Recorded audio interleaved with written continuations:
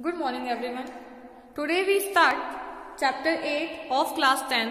The chapter name is Trigonometry Introduction. ठीक है, हम लोग क्या पढ़ेंगे आज? Introduction to trigonometry.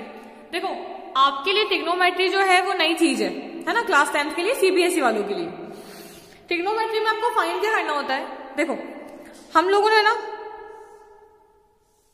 ये राइट एंगल ट्रायंगल जिसका एक एंगल 90 डिग्री होता है, ये हमें पता है. ठीक है, ये हमारे पास बेस होता है, ये हमारे पास परपेंडिकुलर होता है एंड दिस इज हाइपोटेनियस. ये तो हमको पता है ना. और इसमें क्या लगती है? पाइथागोरस थ्योरम, जो हमने चैप्टर 10 में भी यूज की है ना. ट्रिग्नोमेट्री का मेन काम क्या होता है? जैसे ना आपको इसमें आपके चैप्टर के स्टार्टिंग के अंदर एक कंडीशन दे रखी है. ठीक है, वो कंडीशन कैसी है? जैसे मान लो कि जो हमारा परपेंडिकुलर है वो कोई बिल्डिंग है, बिल्डिंग की हाइट है ना, बिल्डिंग जिसकी भी है ना. अब बोल रहे हैं कि अगर जैसे ये मान लो कुतुब मीनार है, सपोज करो, और यहाँ एक बच्चा खड़ा है, वो यहां से कहां देख रहा है? इसकी हाइट पे. तो वो सिर्फ अपने ये जो लाइन ऑफ साइट जो हम आईज से देखते हैं, खाली उसकी हेल्प से क्या इसकी हाइट को हम लोग निकाल सकते हैं? क्या नहीं निकाल सकते हैं ना. तो ऐसे क्वेश्चंस फाइंड करने के लिए हम लोग क्या यूज करते हैं? ट्रिग्नोमेट्री रेशियो या फिर ट्रिग्नोमेट्री आइडेंटिटीज.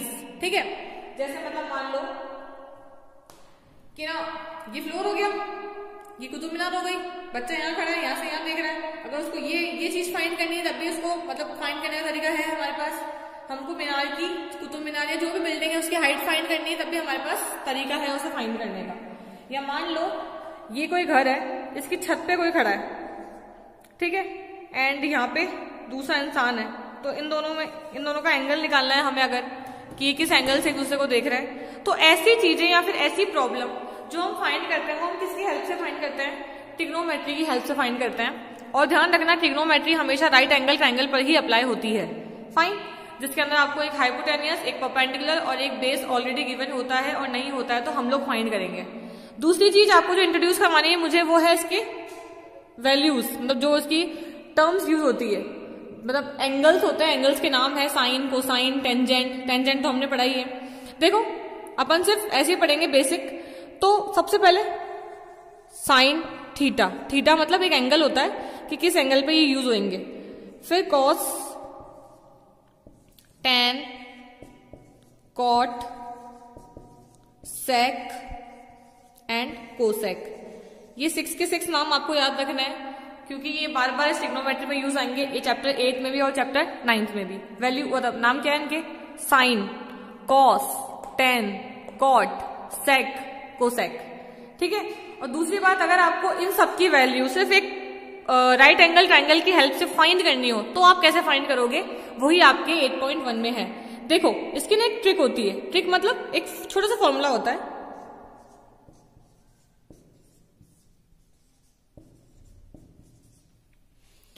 इसको आप कुछ भी पढ़ सकते हो, लाइक पाकिस्तान भूखा प्यासा, हिंदुस्तान हरा भरा, एंड जो भी आपको समझ में आए आप वो पढ़ सकते हो.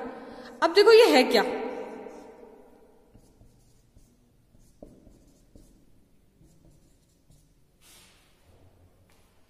ये जो है ना हमारे पास पी, बी, पी और एच, एच, बी, ये क्या है हमारे पास? ये H for hypotenuse, P for perpendicular and B for base. अब आपको निकालना कैसे है? देखो, अगर आपको मतलब ये 6 रेशो हो गए, 1 2 3 4 5 6 ऐसे पढ़ना है. फर्स्ट 3 के लिए तो आप इसको ऐसे पढ़ोगे, P upon H, B upon H, B upon P, sorry P upon B. And next 3 के लिए आप इसको ऐसे पढ़ोगे, B upon P, H upon B, H upon P, ऐसे पढ़ोगे. अब देखो, सबसे पहले अगर आपको परपेंडिकुलर अपॉन हाइपोटेनियस करके कोई चीज फाइंड करनी है जिसका आंसर P अपॉन एच होता है, दैट इज साइन. आपको ये ऑर्डर याद रखना है. P अपॉन एच, फिर कॉस, फिर tan. What is tan? Tan is P upon B. Next is उल्टा, यहां से ये ऐसे ले, यहां से मुझे स्टार्ट करना है, यहां से स्टार्ट करना, राइट कॉर्नर से. Cot, base upon perpendicular, sec, hypotenuse upon base, cosec, hypotenuse upon perpendicular. ये समझ में आया आपको? ठीक है. अब हम लोग 8.1 स्टार्ट करेंगे. बेसिक चीज है खाली ये 8.1 के अंदर. आपको बस ये चीज याद रखनी है, P, B, P, H, H, B, कैसे भी याद रख लो. पाकिस्तान भूखा प्यासा, हिंदुस्तान हरा भरा, ठीक है। पंडित बद्री प्रसाद, हरी हरी बोल, कुछ भी जो भी आपको समझ में आता है वो आप इसको बोल सकते हो और पढ़ सकते हो। आपको सिर्फ इसके इनिशियल्स याद रखने है ना, क्योंकि हम बार बार sine is perpendicular upon hypotenuse ये याद नहीं रख सकते। तो हमने एक छोटा सा फॉर्मूला है, सब लोग इसको ऐसे ही पढ़ते हैं, ऐसा नहीं कि नया बनाया है, ये बहुत पहले से चला आ रहा है, ठीक है।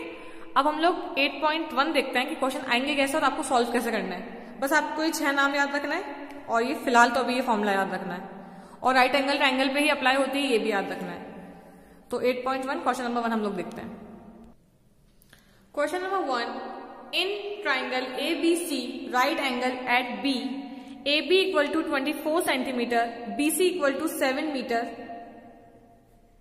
सेंटीमीटर है, ठीक है, sorry. Determine sine A cos A। सबसे पहले हमें क्या निकालना है,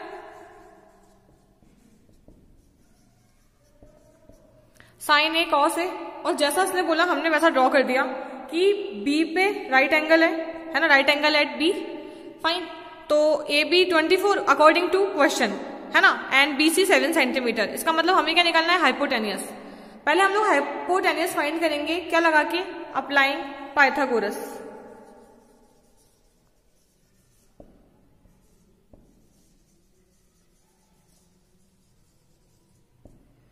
ठीक है, मैंने पाइथागोरस अप्लाई करी इसके ऊपर, तो क्या होगा, ये AC का स्क्वायर इक्वल्स टू AB का स्क्वायर प्लस BC का स्क्वायर, ये तो होना ही है। तो हमारा क्या आ जाएगा,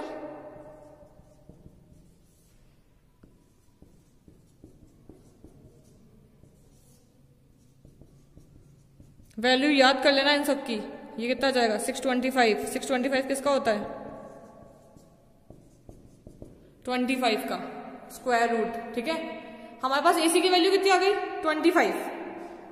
अब साइन क्या होता है, अकॉर्डिंग टू आवर फॉर्मूला, याद है ना आपको,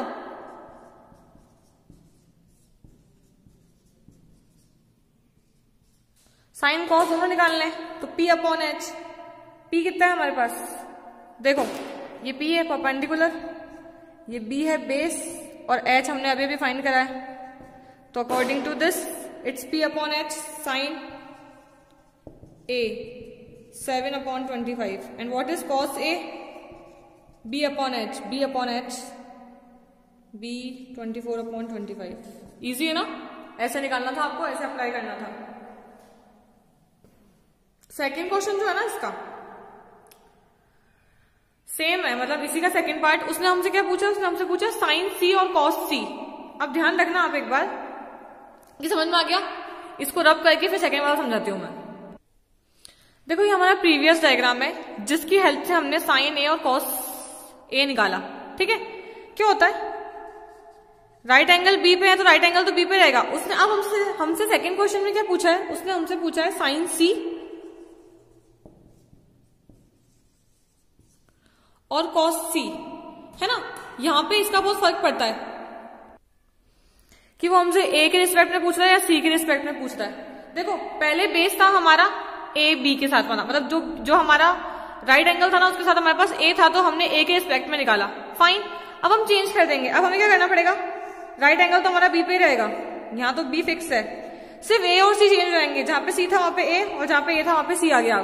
अब जो BC था उसकी वैल्यू कितनी है, 7, एंड जो AB था वो 24, and hypotenuse will be same, ठीक है। अब इस अकॉर्डिंग हमारा जो ये होता है,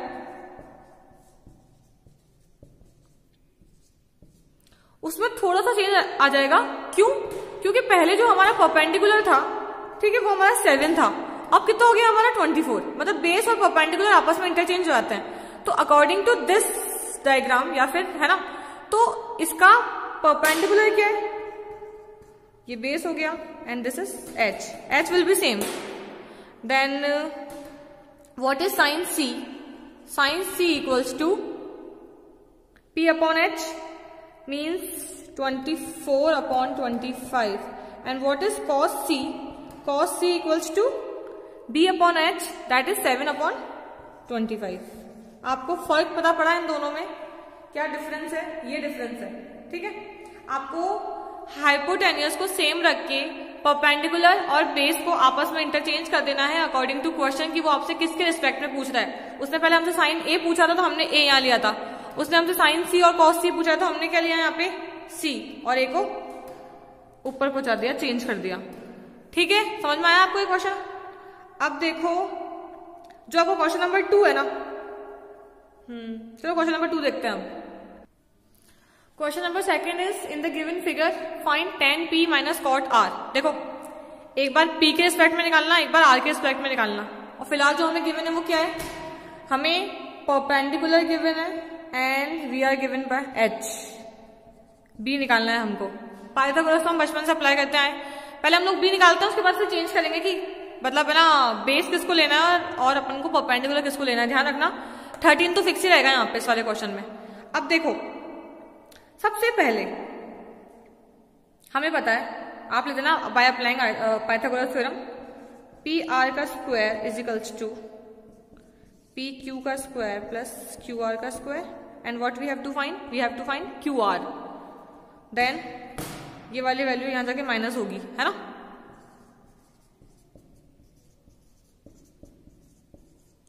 हाइपोटेन्यूस निकालना होता है तो दोनों वैल्यू प्लस होती है, और अगर दोनों कोई भी निकालना हो, मतलब आपको अगर P और B में से कुछ निकालना हो तो वैल्यू H में से हमेशा माइनस ही होती है, तो हमने बचपन में सीखा होगा। अब देखो 13 का स्क्वायर माइनस 12 का square equals to Q R का स्क्वायर। ठीक है, अब रूट की वैल्यू देखो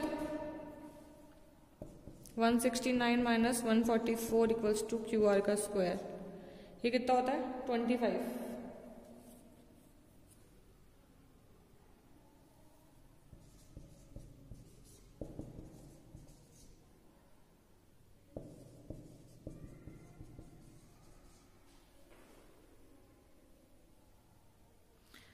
कितना आ गया ये 25, क्या आया ये, सॉरी 5 क्यू आर।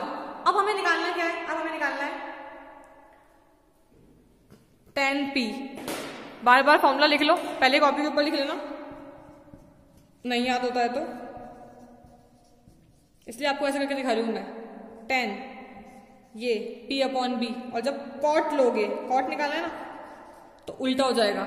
ठीक है, अब देखो अगर आप लोगों को निकालना है tan p, तो tan कितना होता है, tan होता है हमारा परपेंडिकुलर अपॉन बेस। लेकिन देखो हमने पहले पढ़ा था, जैसे ये r यहाँ पे है तो हम लोग पहले कॉट निकालते हैं r के रिस्पेक्ट में। कॉट क्या होता है b अपॉन p। ठीक है, b अपॉन p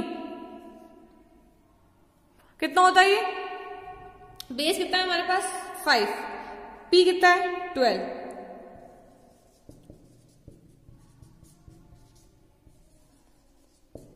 क्योंकि हमारे पास r अभी यहाँ पे है, और जब p निकालना होगा तो यहाँ पे हो जाएगा p और यहाँ पे हो जाएगा r, यानी कि परपेंडिकुलर और इसकी वैल्यू क्या हो जाएगी उल्टी। उस केस में भी कितना आएगा 5/12, और tan p minus cot r करके कितना हो जाएगा 0। ठीक है, तो ये हो गई आपकी फर्स्ट और सेकंड क्वेश्चन 8.1 के। बाकी क्वेश्चन हम लोग नेक्स्ट पार्ट में करेंगे, इसके वीडियो का सेकंड पार्ट भी मैं डाल दूंगी बना के। ठीक है, फिलहाल आपने सिर्फ कॉन्सेप्ट पढ़े हैं, ये फॉर्मूला पढ़ा है और उस फॉर्मूले को अप्लाई कैसे करते हैं ये पढ़ा है। अब हम लोग आने वाली वीडियो में, है ना, 8.1 पर खत्म करेंगे एंड देन फिर 8.2 स्टार्ट करेंगे। Thank you, have a good day.